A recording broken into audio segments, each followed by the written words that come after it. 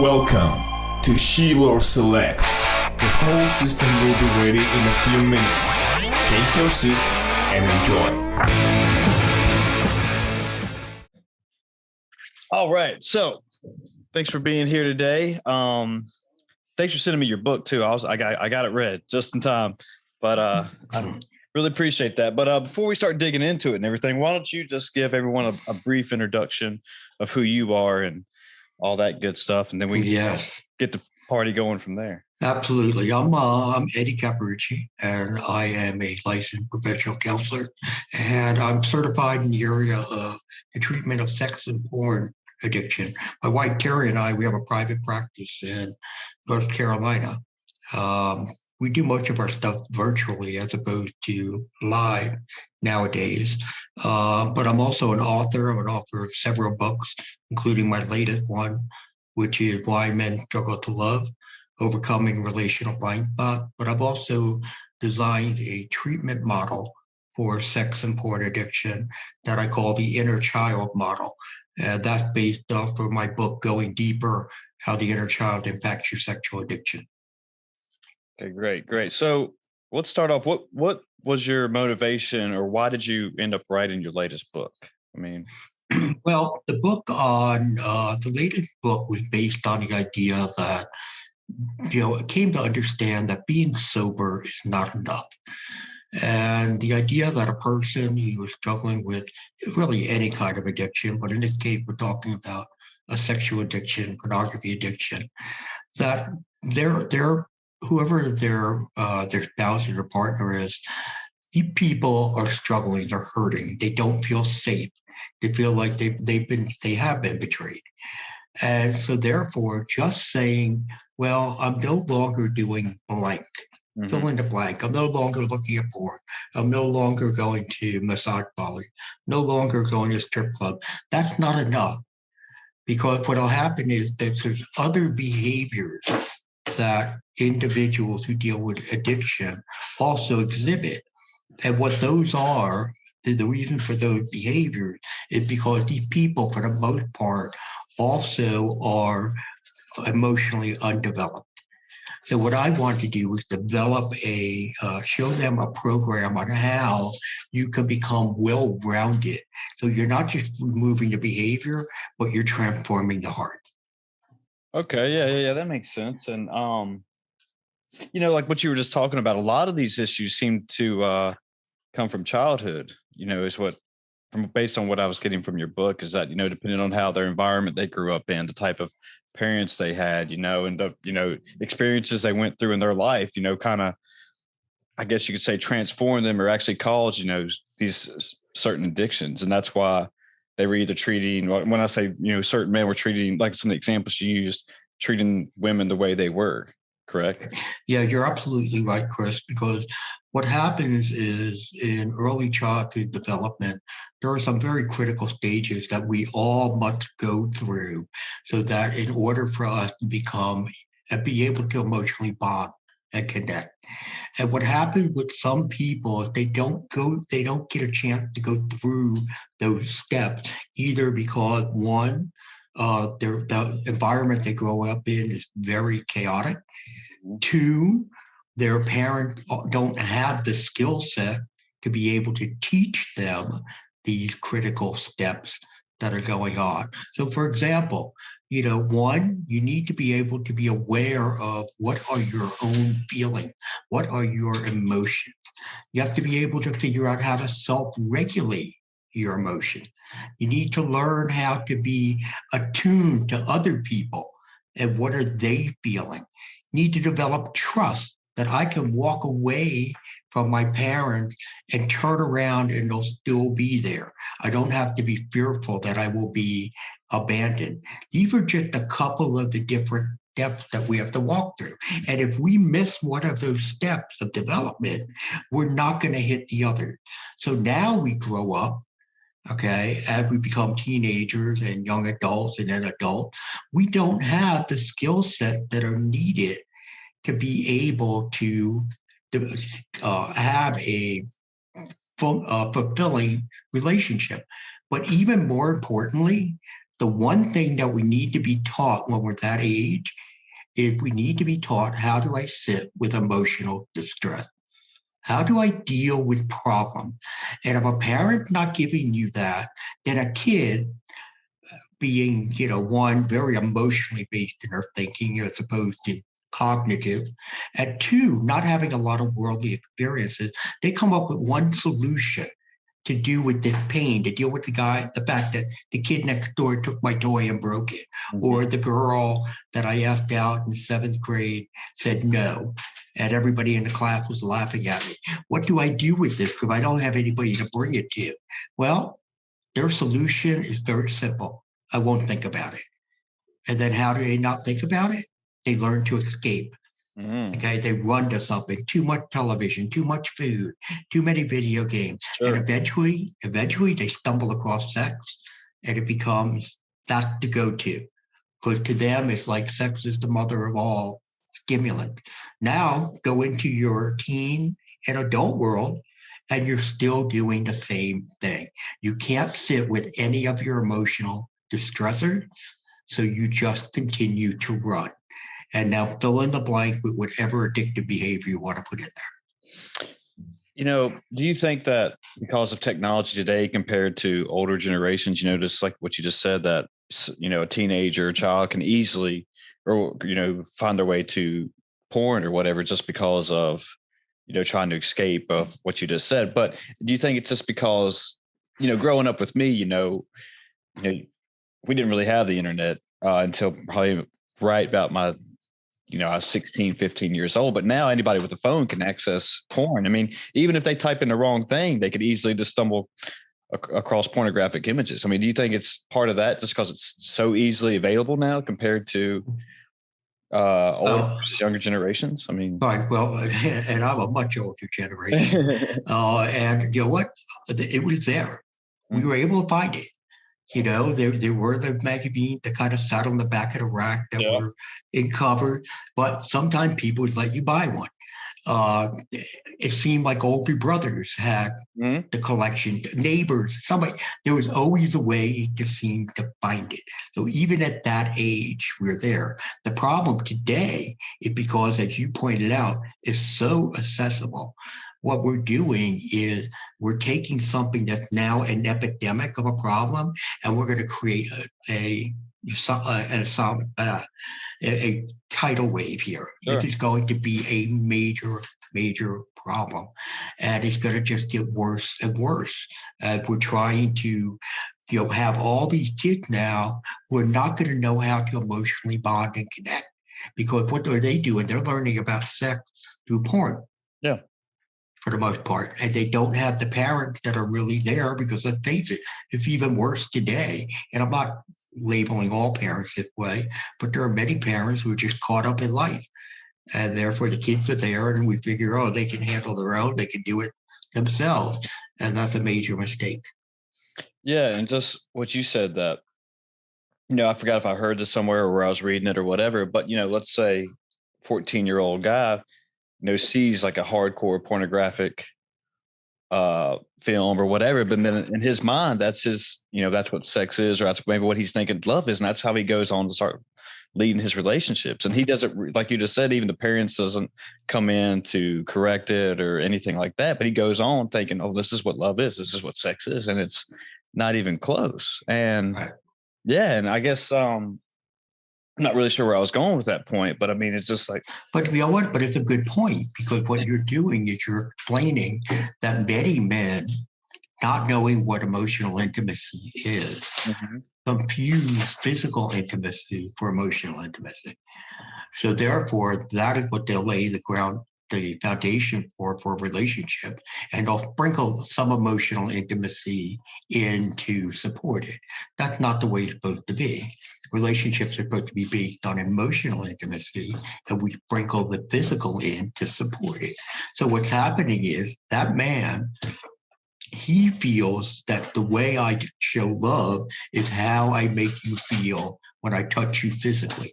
And I never feel more love than when I'm being touched physically. Yeah. That's when I feel it. So they have it all backward. And at some point, the spouse is going to be, feeling used. They're going to feel, that they're being manipulated into sexual relations on a regular basis. And this guy thinks, oh, no, I'm just being loving and I'm being Yeah. caring. And I want to show you how much I care.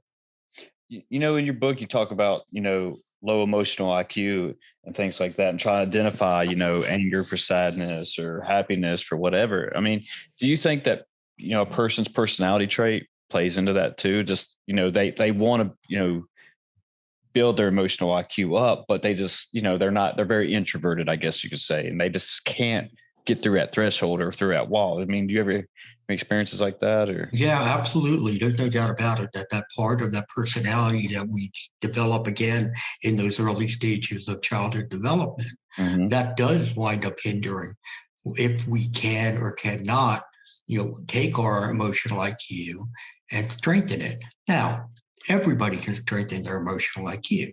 Yeah. But first and foremost, one, you have to be aware that that's the problem that you have, which most people don't. And then when you finally recognize it, then basically there's three components. One is I have to recognize what am I truly feeling. Most people can tell you, especially men, they can tell you they're afraid, they can tell you they're scared, they're happy, or they're sad. But they can't drill down to tell you what they truly feel. So that's number one. They have to be able to do that. Number two is they have to be able to express those emotions. And there again, maybe in the family of origin, they were told, you know what, we don't share emotions. Emotions aren't a good thing here. I don't want to hear it. Stop your crying, stop your whining. I don't want to deal with it. So therefore, the message they receive is, oh, it's dangerous to share your emotions, or emotions just aren't a good thing. And then finally, the third thing is to be able to take on the emotions that other people have and be able to deal with them in a healthy way. Because this guy who has the low emotional IQ, what he's going to do is, one, try to fix the problem, which is not the solution. Or two, what he's going to try to do is try to minimize it. It's not a big deal. I don't know why you're worried about it. It'll be fine. Or finally, what they're going to do is try to shut it down. And they do that by either being aggressive, you don't know what you're talking about, shut up, we don't need to do that, or they withdraw. I don't have time for this, and they just go. So all those three things have to be worked on, and they all can, but it comes down to being mindful. To be mindful of, ooh, you know what? This is what people need from me. More importantly, though, Chris, is what we need for ourselves. We were designed to be emotional beings. We're designed to have emotion, but too many people cut their emotions off at a very young age in order to protect themselves from pain and hurt. But once you cut them off, unless you finally have an awakening that this is what you've done, they do not turn on again. Never ever. They won't turn it on again at all. They're not going to turn on unless you have an awakening and you realize, oh, you know what? I cut off my emotions way back there. I now have to come back and learn how to rejuvenate them. But if you're not aware of it, you're going to walk around being more, again, rational thinking, cognitive thinking, but your emotional thinking is going to be non-existent. What do you think people do become aware of it, and then they just decide, no, I'm fine. I'm still fine the way I am. I'm just going to keep continuing on, and I don't care about the future or me changing or anything like that. Yeah, unfortunately, the answer to that is yes. It happens in a lot of cases. Especially the partner is like, you know what, there's something wrong with this relationship. You don't talk to me. You're not curious about anything I do. You don't have many interests and things like that. And you know what? I feel like I'm dying over here. Yeah. And the guy's like, hey, look, you know what? We go out places, we do things. I don't know what your problem is. I'm not that kind of guy. That's not me. I'm not going to sit here and just talk with you. And a lot of that, again, the lack of awareness. But now, guess what? Now it's been brought to mind. Oh, guess what? You have a problem. But you know what they'll do? They'll turn around and say something like, well, you know what? I'm not that kind of guy. I'm not going to wear my emotions on my sleeve. You know, it's just not that important. Yeah. We don't have to get that deep into things. Yeah. One thing that resonated, I resonated with me in your book is that I think it was in chapter, I wrote down me a note here just so I can remember it. It's kind of speaking of like that. Chapter 16, you actually talk about like negative comfort zone. Yes. Yeah. And I had never really heard it expressed the way that you just that it was in your book, just saying that, you're basically in your comfort zone, but you kind of you're like exactly what you said, it's just negative.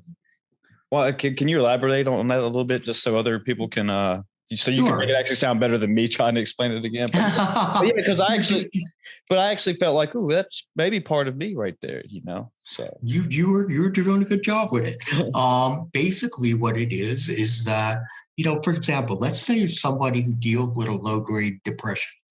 They've always had a low grade depression. Mm-hmm. They don't think much about it. Okay, but it's just who I am. I don't get very excited. I don't get really low. I'm just blah. And then somebody somebody points it out, says, you know what, you're really kind of blah. Yeah. And right. And for them, if they try to break out of it, it's going to cause a lot of anxiety in them. Because see, this is what they're used to. It's what the body's used to. It's what their brain is used to. Yeah. So therefore, for them, as they try to come out, many times they'll revert and go back. And why? Because it's a comfort zone. But it's not a healthy comfort zone. Right. It's not a positive one. It's a negative one. And there are many, many examples of people who are locked in negative comfort zones. Is it? Yeah, because I was just thinking about some of my experiences and through my life and just people I know, and it's just like, this seems pretty familiar. Just like it just seems pretty like, maybe this is what you and I are both going through, and just maybe somehow to get out of it. But yeah, like that part really resonated with me. I guess it's because like what I'm saying, I just thought maybe I've been in a negative comfort zone maybe one point in my life, and and then I've actually explained to other people that that I don't never really feel that I get my really, really low, and I never feel like I get super, super high with my, nature. But I usually just kind of stay on a pretty even keel. Mm-hmm. Right. And think about that. I mean, are we really using all our emotions if we stay even keeled? Mm-hmm. Probably not. Or probably not. I mean, and basically what we're really doing is we're missing out on life. We're not living life to the fullest. Being able to enjoy things that many other people may enjoy, but we just take it for granted. And just like, no big deal. I've asked this before, but do you think, I mean, I've talked about it before with some other guests, but do you think people were scared to take those chances, so to live life to the fullest, just because they're scared of they might actually, be successful, or they might actually like it too much, and then might put them on. They're almost scared of change, I guess, is what I'm trying to say. Definitely. That goes back to the guy or the person who's in the negative comfort zone. Yeah. That fear of change. But yes, in fact, as I outlined in the book, there are 14 blind spots that I identified. All of those blind spots, even though one is fear, all of them deal with fear, because that is what drives much of our decision making. Yeah. And we don't even realize it. But that is what makes us decide, in many cases, do I go this way? Do I go that way? And well, if I go that way, maybe I'll be late. Maybe I'm going to run into traffic. Okay, that's fear. Yeah. So it becomes with many, many decisions in our lives every day. Yeah, I think there was 14 of those blind spots that you actually went down through. And I actually, for people who are wanting to read the book, you actually gave antidotes at the end of each chapter to try to how to, I guess, cope with these blind spots, correct? I mean, yeah, to try to soften them, because again, these things are like ingrained in us. Like, for example, the avoiding emotional pain. There are people who just are not going to sit with that emotional discomfort, as I talked about in the beginning. So therefore, what they're going to do is just run to find something to comfort themselves, to soothe themselves. So therefore, in the book, I've outlined probably anywhere between 4 and 7 different, what I call antidotes for each and every one of these blind spots. Example, there's lack of curiosity, people who are hypersensitive, whether it be to criticism or rejection, compulsive people who have compulsive nature, people who have limited interest and passion. There's something I call the high and light syndrome. The high, I hide, I kind of fade into the background so I can't get noticed. But then also I lie because I realize that, you know what, even if I tell the truth, I'm going to get in trouble, so it doesn't matter. The lack of mindfulness is another blind spot. And one of the biggest ones is being inwardly focused. You know, what happens again when we grow up, if we grow up and we are emotionally undeveloped, we're going to feel like there's really nobody there for us. Mm-hmm. So therefore, we have to be there for ourselves just to survive. And what I'm talking about, I'm talking about surviving that I don't have food or clothing. I'm talking about surviving emotionally, mentally. So therefore, I turn inward and not realizing it, I've really become a very self-centered person. I may think I'm very outwardly focused, but I'm not. Because again, everything has to come back to you. Is my comfort zone in good shape? Sure. Because if it's not, then I have to do something. I have to act upon it immediately. I want to switch gears a little bit just because I was curious about this. But, you mainly talk about, males and, struggling with sex and porn and all that stuff. But I mean, do you also in your practice see it with females too? No, I don't work with females. No. I only work with men. So therefore, that's why I can't write about is this the same issue with female. My guess is yes. I guess that probably about 80% of what I have uncovered relating to men would also apply to females. Okay. Especially in our changing culture and society, where you know what, it's not. It used to be a very clear differentiation between women and men. When we were, back in the 50s, 60s, even 70s and so. And I'm not talking about from a gender standpoint. I'm just talking about the way they acted, what their interests were, all those kind of things. And then it changed, and it actually changed for the better because women actually wound up achieving more. They stepped out of the stereotypes that they had and started to come into more of the man world, which was wonderful. But in that happening now, that's why I think today some of these things would be pretty similar because they do interact in a man's world a great deal. Where before, if you went back to the 50s and 60s, their relational blind spot may have been very different than a man. Now, again, that's just me, assuming, but I think it's a pretty good assumption. Yeah, no, I would agree with that too. That just like you said, the change in culture, it almost seems to, everyone's exposed to it so much. And then just depending on, the way a female versus male grows up in their environment. Yeah. I mean, they could easily be suffer from addiction. I don't know of anybody personally, and I don't think I've actually ever read about anybody, but I'm sure it's out there and just struggling with the low emotional IQ, like you were talking about earlier. Definitely. There are women who definitely struggle with low emotional IQ. I've known some, okay. Yeah. And, I may not work with them, but and treat people like that, but there's no doubt they're dealing with it. Because remember, you're dealing with the same kind of parents because over the decades, all right, as parents grew up as children grew up within families where, again, the mom's now out working, there's a lot of, activity in the house per se, and there's not a whole lot of one-on-one interaction of let's build the emotional bond between all of us because we're all too busy. And that just exacerbated over the last 20 years, where everyone is always so busy that we really don't have time to sit to learn about one another, be curious about things. Might be sitting around a table and just say to the kid, so how was school? It was good. Okay, fine. Can you pass the mashed potatoes? I mean, we're done. Unfortunately. Yeah. Unfortunately. Yeah, I want to be respectful of your time here, but I got one more question. I mean, do you think that, Yeah.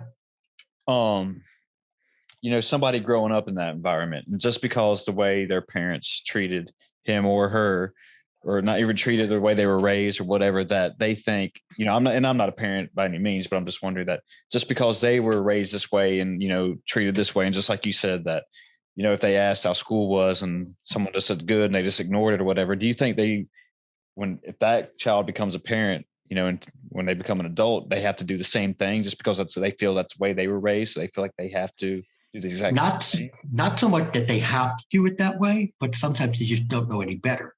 So God, so therefore, they're just what they're doing. They're just repeating the past once again, and that's why what I'm hoping that this book, Why Men Struggle to Love, start to break the cycle. That we break the cycle. That young men, start to realize, ooh, you know what?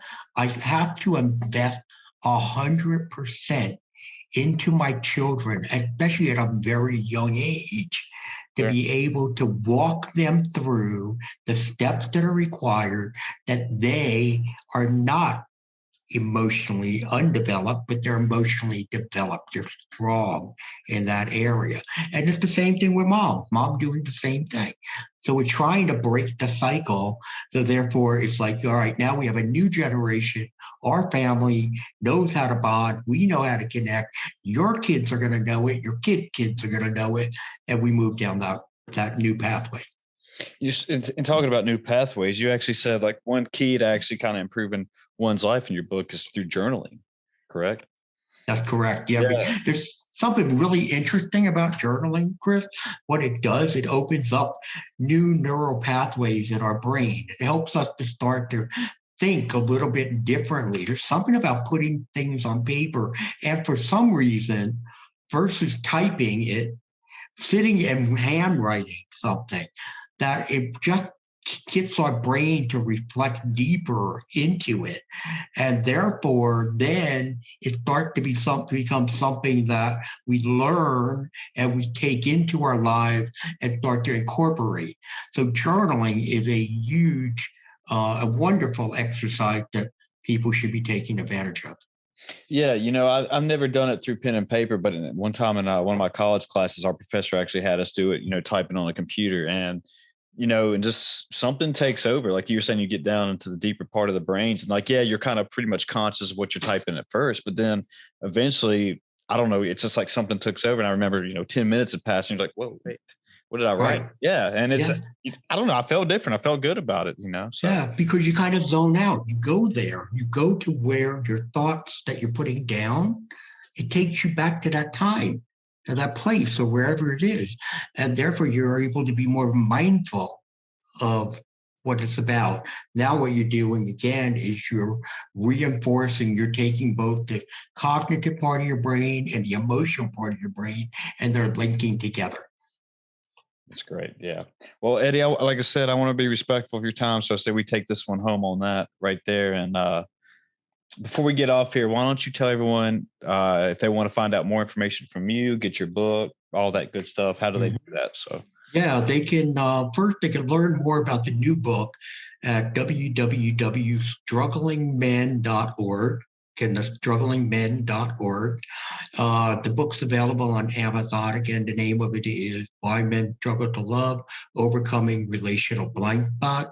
But then there's also the other book, which has really been a very big seller, and that's called Going Deeper. How the Inner Child Impacts Your Sexual Addiction. And again, that's available on Amazon. And the website would be www.innerchild-sexaddiction.com. Great. Well, thank you for doing this. I wish we had a little bit more time, but maybe we on your next book or something, we can get you back on here and take a little bit deeper dives down some other little topics. I would love it, Chris. I'd love it. Okay. All right, everybody, we're out of here. Be good to yourselves. Thank you.